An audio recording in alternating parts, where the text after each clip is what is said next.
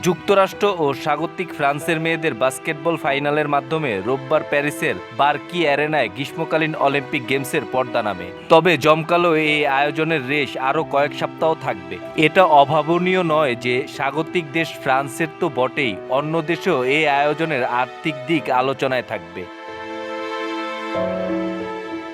সিএনএনের প্রতিবেদন অনুসারে অলিম্পিক ও অনুষ্ঠিত হতে যাওয়া প্যারা অলিম্পিক আয়োজনে ফ্রান্সের জন্য অসাধারণ কৃতিত্বের হলেও আর্থিকভাবে করা হিসাব নিকাশের পথ খুলে দিয়েছে। কেননা বিশ্বের সবচেয়ে বড় ক্রীড়া আসরটি দিন দিন ব্যয়বহুল হয়ে উঠছে। তাই বিশ্লেষকরা বলছেন, অলিম্পিক আয়োজনের ক্ষেত্রে বাজেটের লাগাম টানতে হবে।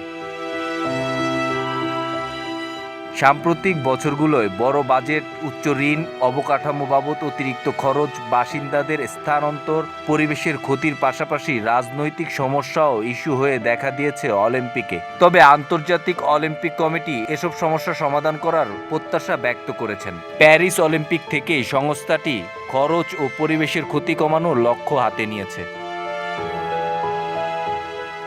অলিম্পিকের চূড়ান্ত আর্থিক ব্যয় নিয়ে গবেষণা করেছেন যুক্তরাষ্ট্রের হলি ক্রস কলেজের অর্থনীতির অধ্যাপক ভিক্টর ম্যাথেসন। তিনি জানান 2000 সালের সিডনি অলিম্পিকের পর এটি প্রথম আয়োজন যেখানে ব্যয় $1000 কোটি নিচে থাকছে।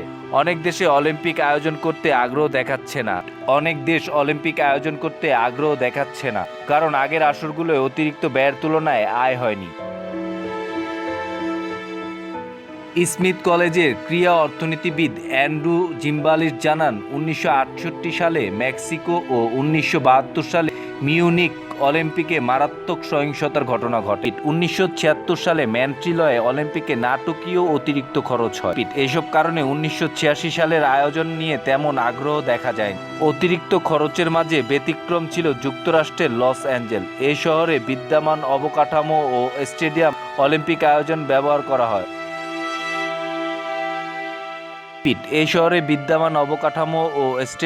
অলিম্পিক আয়োজনে ব্যবহার করা হয়, পাশাপাশি বিভিন্ন বড় কোম্পানি স্পন্সর করে। এর মাধ্যমে সফলও হয় 1984 সালের অলিম্পিক আয়োজন।